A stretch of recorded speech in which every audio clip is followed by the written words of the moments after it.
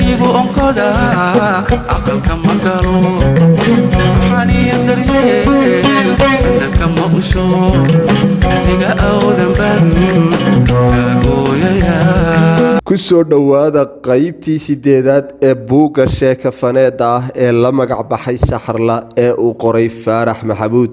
buuggan oo aan macluumaadyo kooban idinkala wadaagi doono qaybtiisa 8aad waxa ay ku bilaabmaysaa markii ay dukaankii Jamcaale ka tageen Madiina iyo Saxarle. waxa ay sii mareen dhowr dukaan oo kale oo ay Madiina alaaba ka iibsanaysay. kadibna waxa ay u kaceen suuqii khudaarta ee Cabdulla wax ku iibin jiray. waxa ay sii dhex jibaaxeen suuqii dadku ka tirada batay ee jaahwareeriyay Saxarle markii ay magaalada soo gashay.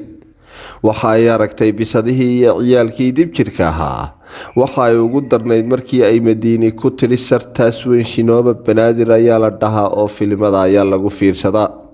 waxa kale oo ay Madiina Saxarla uga sheekaysay ciyaalkii gidaarada jiifay iyada oo ku sheegtay in ay yihiin caasi waalideyn oo ay reerahoodii ka soo carareen. waxa kale oo ay u sheegtay in ay suuqa qashinka ka gurtaan oo ay ku nool yihiin waxyaabaha la tuuro. waxa kale oo ay u sheegtay in qaarkood agoon yihiin oo aanay hooyo iyo aabba daryeela midkoodna lahayn. waxaana ay ku waanisay in ay noqoto gabadh fiican oo aan sida kuwaasoo kale ahayn. waxaase waanada Madiina kaga darnaa xusuustii xumayd iyo dhibaatadii ay soo martay oo sida webiga ugu soo burqanayay, iyadoo cabsida ugu weyn ee haysataana ahayd in haddii aanay habaryarteed iyo awowgeed la helin ay dhici karto in xumaha ay Madiina ka waaninayso ay ku dhacdo. farxadeedii dharka iyo kabaha loo iibiyey waxaa hareeyay gocashadii xusuustii murugada lahayd ee ay muddadii ay suuqa joogtay kala kulantay iyo noloshii khatarta ahayd ee gurigii Neero. mar kaliya ayaa wejigeedii farxadda iyo reereyntu ka muuqdeen uu isu bedelay mugdi. markii ay Shinoba Banaadir ag marayeen ayay ciyaalkii darbiga jiifay isha la sii raacday in ay ku jirto saaxiibadeed Batuulo, iyada oo wejigeeda hoos u dhigayso oo isla hiyaanay ku garan. Madiina oo aan waxba ka dareemin ayay gaadheen miiskii khudaarta ee oday Cabdulle. markiiba waxa indhaheedu ku dhaceen ciyaal darbigii ay taqaanay qaar ka mid ah oo dhulka khudradda xumaatay ee la tuuray ka urursanaya. kadibna waxa ay eegtay dhinaca kale si aanay u garan. Cabdulle oo aad ugu farxay siday Saxarle u labisan tahay ayaa yidhi, maasha Allah adeer, quruxdaadii ayaa soo baxday. Madiina ayaa ugu jawaabtay, qurux bay u dhalatay in yar uun bay u baahnayd. oday Cabdulle ayaa yidhi, ilaahay ha kuu siyaadiyo adeer. Cabdulle oo hadalka sii wata ayaa yidhi, Madiina cabitaan ma idin keenaa? Madiina ayaa ugu jawaabtay, subxaanallah Cabdulle, miyaad waalatay? aniga oo qof weyn ah jidadka wax ku cabi maayee gabadha faanta u keen. Cabdulle ayaa Saxarla markuu faantadii u soo iibiyey ku yidhi, adeer ku fadhiisa gambadhkan oo faantada ku cab. iyada oo is ururinaysa oo ka baqaysa in toobku dhulka ka taabto, dhinacna iska eegaysa ciyaala darbigii ay is-indhagaranayeen ayay gambadhkii ku fadhiisatay. markii ay faantadii dhammaysatay ayay oday Cabdulle ismaca salaameeyeen, waxaana ay u dhaqaaqeen meeshii basaska laga raaci jiray. waxa ay soo gaadheen boosteejadii ama istaankii basaska oo dabaka fuuladii sidii u qaylinayaan. deedna Madiina ayaa Saxarle weydiisay, ma taqaanaa baska aynu raacayno?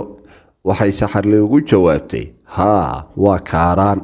Madiina ayaa tidhi, khatar baa tahay, si fiican ayaad wax u xusuusataa. ilaa intii ay dhexda ku sii jireen Saxarle waxaa maskaxdeeda ka guuxayay farxaddii iyo warwarkii isku milmay. waxa ay ku jirtay riyo iyo mala awaal iyo sida adduunkeedu noqon doono. waxa ay yaqiinsanayd reerkan aan dhalin dhaqaalahooduna iska yar yahay in aanay la sii joogi doonin. warwarna waxa uu ka hayay goorta ay habaryarteed iyo awowgeed heli doonto. inkasta oo ay ku rajo weyneed in dhibaatadu ka hadhayso haddii ay habaryarteed iyo awowgeed hesho, haddana waxa ay mar walba isweydiin jirtay sababta habaryarteed iyo awowgeed ay marna u soo raadin waayeen. waxaana galay warwar, shaki iyo walbahaar ay jawaabtooda weyday. iska daa wax kale, waxa ay xitaa ka fekertay in haddii ay habaryarteed iyo awowgeed weydo oo reer Cabdullana iska tag ku yidhaahdaan ay ku noqoto gurigii Neero. inkastoo ay cabsi weyn ka qabtay guriga Neero, haddana waxa kaga darnaa iyada oo intay suuqii ku noqoto oo ciyaala soo kufsadaan amaba ay dilaan. marka ay gurigii Neero xusuusatana waxaa mar walba niyadeeda ku soo dhacaya muraaya iyo dhibaatadii la soo marsiiyey. waxay soo socdaanba Madiina ayaa saxarla intay gacanta qabatay ku tidhi soo deg eedo gurigii waynu gaadhnaye. Saxarla ayaa indhaha xoog u kala furtay sidii wax hurdo ka salalay. Kolkaasay Madiine ku tidhi maxaa dhacay eedo, miyaan kaa nixiyey mise waad luloonaysay? Madaxa ayay ruxday iyada oo aan kelmad odhan saxarli. Markiiba Madiina ayaa waxa ay dareentay in saxarla wax ka sii yihiin, waxaanay dhowr goor isku dayday in ay ka soo saarto ama fahanto waxa farxaddii ka muuqatay murugada iyo tiiraanyada u bedelay. Siday u qodqodaysay ayay markii dambe u sheegtay in madaxu aada u xanuunayo. Madiina ayaa iyada oo saxarla weli ka shakisan in waxa hayaa uu madax xanuun ka weyn yahay tidhi aniga ayaa insha allahu kiniinkii madaxa ku siin doona. Waxa ay gaadheen gurigii. Waxa guriga bannaankiisa joogay Muxibbo iyo Samaan. Madiina ayaa Muxibbo weydiisay naaburjikadii ma sii shiday? Muxibbo ayaa ugu jawaabtay haa hooyo. Samaan waxa uu mashquul ku ahaa oo uu ku ciyaarayay gaadhi yar oo uu samaystay. Deedna Madiina ayaa intay Samaan gaadhigii yaraa ee uu ku ciyaarayay ka dhufatay oo ka tuurtay ku tidhi waryaa adigu intaas ma bilaa micna ayaad ku mashquulsan tahay, goorma ayaad wax akhrisataa? Isaga oo aan kelmad odhan Samaan oo afka buuraya ayuu inta uu labada garab kor u gundhiyey saxarlo oo gambadh ku fadhida xaggeeda u dhaqaaqay. Kadibna inta uu bac horteeda taalay oo alaabtii loo soo iibiyey ay ku jiraan farta ku fiiqay weydiiyey maxaa ku jira? Madiina ayaa inta ay si kulul u eegtay Samaan ku tidhi war wax walba gacmaha waad la geli jirtee alaabtaas faraha kala bax. Madiina oo hadalka sii wadata ayaa saxarla ku tidhi kac eedo oo qolka gal oo mar kale isku soo fiiri in dharku ku leegyahay. Markiiba si degdeg ah ayay u booday oo xaggii qolka u dhaqaaqday. Farxad aan la malay karin ayaa ku dhalatay, waxaana ku dheeraaday intii ay dharka bacda ka soo saaraysay. Farxaddii ay isku celinaysay markii ay dukaanka Jimcaale joogtay ayaa ku soo duxatay, waxaana ay bilowday in ay farxad darteed kor u boodboodo markii ay toobkii ugu horreeyay bacda ka soo saartay. Intii aanay gashan ayay ursatay iyada oo weliba udgoonkiisii cusaybka cabbaarsanka ku sii haysay. Cimrigeeda ma xasuusato mara sidaas u udgoon oo u qurux badan oo ay xidhato. Cabbaar markii ay sanka ku haysay ayay toobkii gashatay, kadibna waxa ay gashatay kabihii. Waxa ay u dhaqaaqday xagga muraayad yar oo Muxibbo lahayd oo gidaarka sudan si ay isugu soo eegto. Sida ay u ekaatay iyadaabay isu qaadan weyday, waxaana ay ku dhowaatay in ay oydo farxad darteed. Muxibbo oo si lama filaan ah ugu soo gashay saxarlo oo weli muraayadii ku sii jeeda ayaa ku tidhi abbaay qurux ayaad ku soo baxday. Inta ay saxarle xaggii Muxibbo u soo jeesatay ayay afka labada gacmood saartay iyada oo qajilaadi ka muuqato. Madiina waxay ahayd qof aragti dheer, waxaana ay dareentay markiiba in xaaladda dharku masayr abuuri karto, isla markaana haddii ay saxarla dareento in la ximinayo ay xaaladeedii awalba warwarka ku sugnayd kasii dari karto. Waxa ay caruurteedii uga sheekaysay sababta saxarla gurigoodii ka keentay. Waxa ay u sheegtay in hooyadeed dhimatay, waajibna ka saaran yahay xag ilaah iyo xag bini'aadamnimo in ay dhaqaaleeyaan. Waxa kale oo ay u sheegtay in ay reer Cabdulle ceeb ku tahay in gurigooda gabar arradani joogto.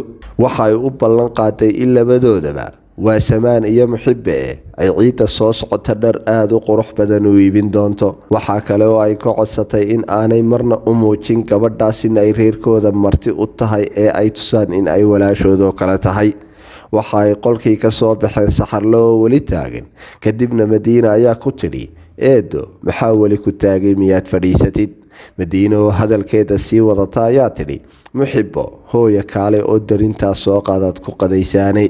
Madiina waxa aanay fahmin in saxarle iska ilaalinaysa in dharkeeda saxar ku duulo, sidaas darteedna aanay u rabin inay fadhiisato. Waxay ahayd markii ugu horreysay ee dhar sidaas u qurux badan loo dooray oo ay gashato. Waxa kale oo ay ahayd qadarin in aanay hadiyadda qaaliga ah ee Madiina u iibisay aanay tacab qasaarin oo aanay ciidu gaadhin. anigoo aradan anfacana dhammaan afka saarin baan eedaadayaa.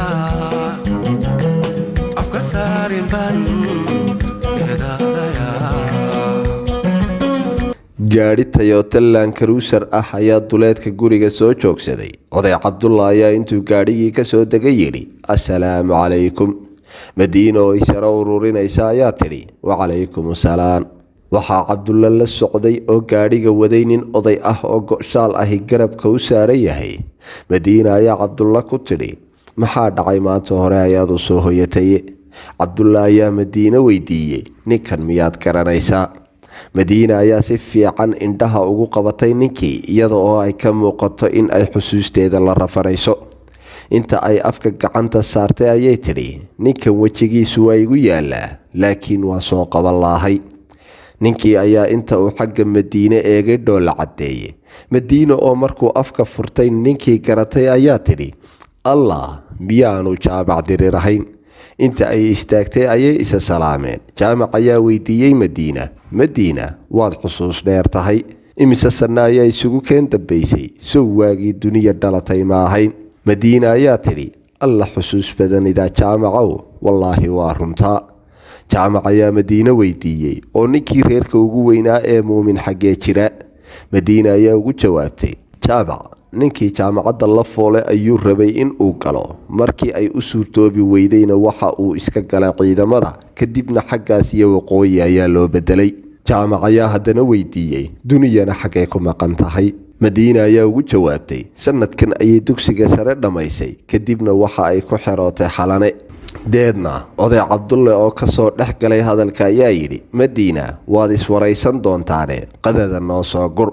Jaamac iyo Madiine oon muddo isaragi way iswaaya waraysteen. Madiina ayaa Jaamac weydiisay, Jaamac, reerkii iga waran, maxaa dhintay, maxaa nool? Jaamac ayaa yidhi, reer keliya ayaad igu ogay soo ma aha? Waxay tidhi, haa, asturuun baan kugu ogaa iyo 3 carruur ah oo kala ah Nimco, Nasteex iyo Haybad. miyaan magacyadoodii khalday? Jaamac ayaa yidhi, maya waad saxsan tahay, laakiin xaas kale iyo 6 carruur ah ayaa kaa dambeeyey. Madiine ayaa ugu jawaabtay, maasha allah, reer ballaadhan baad noqotay. Muxibba oo kildhigii dabka ka dejinaysa ayaa tidhi, hooyo, shaahii waa diyaar. Madiine ayaa Muxibba ku tidhi, hooyo maxaa ku daaray? Shaaha ragga u soo shub, ma intaan ku idhaahdo soo shub baad iga sugaysaa adiga oo naag weyn ah? Jaamac ayaa inta uu shaahii Muxibba u keentay ka baday yidhi, Fariid, adeer shaah heer sare ah ayaad karisay, waa inaan wiilashayda mid ka mid ah kuu guuriyaa. Muxibba oo inta ay xishootay hoos eegaysa ayaa xagga qolkeedii u carartay. Madiine ayaa Jaamac weydiisay, Jaamac, xaggee hadda reerku degan yahay? Jaamac ayaa ugu jawaabay, astur, sidii aanu la guursadayba ismana qabno ismana furin. Waxay hadda la degan tahay gabadheedii Naruuro oo lagu qabo xaafadda Hodan, aniga iyo reerka kalena waxaanu degannahay Howlwadaag. Madiine ayaa tidhi, maasha allah, ma Naruuro ayaa la guursaday, ilmo ayayba ahaydeene. Jaamac ayaa yidhi, weger. Madiine, carruurteedii baa dhulka hordaysa.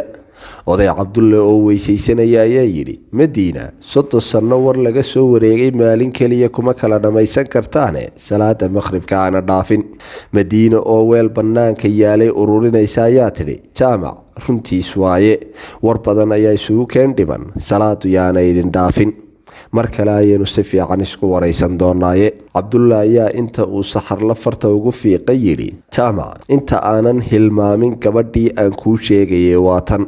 Jaamac ayaa saxarle oo weli toobkii iyo kabihii cusbaa gashan oo gambadh ku fadhida ku yidhi, iska waran adeer, anigu waxaan ahay oday reer waqooyi ah oo adeerka ahe. Iyada oo dhulka eegaysa ayay si hoos ah u tidhi, nabad. Inkasta oo saxarle ay dhowr jeer ka maqashay gurigii Neero, gabadhani waa reer waqooyi, marna ma aanay fahmin waxa laga wado, waayo weligeed qabiil reer waqooyi la yidhaahdo ma ay maqal. Jaamac ayaa saxarle ku yidhi, adeer, in habaryarta iyo awowga magaalada degan yihiin waxa ii sheegay adeer Cabdulle, aniga ayaana kuu soo raadinaya marka aad ii sheegtid cidda ay tahay. Jaamac oo hadalka sii wata ayaa saxarle ku yidhi, adeer, markaanu salaada maqrib ka soo laabano baynu insha allah isa sii waraysan doonaa. Kadib waxay u dhaqaaqeen xaggii masaajidka si ay salaada usoo tukadaan, maadaama ay saxarle hooyadeed dhimatay iyada oo aad u yar, cidina aanay barin qabiilada labadeeda waalid ka soo jeedaan. Waxaa warwar weyn geliyey sidii ay u garan lahayd qabiilka habaryarteed iyo awowgeed yihiin. Intii odayaashu masaajidka ku maqnaayeen waxaa ku abuurmay walwal iyo cabsi ay ka qabta in habaryarteed iyo awowgeed la heli waayo. markii ay masaajidka labadii oday ka soo laabteen ayuu jaamac sii waraystay saxarla bal in ay habaryarteed iyo awowgeed cidda ay yihiin garato. waxa ay la rafataba waxa ay u sheegtay tilmaanu qiyaastii ku baadidoon tegi karo, laakiin wax badani ka dhiman yihiin. balse markii uu su-aalo badan sii weydiiyey ayay u sheegtay in awowgeed xaaji duwane la yidhaahdo.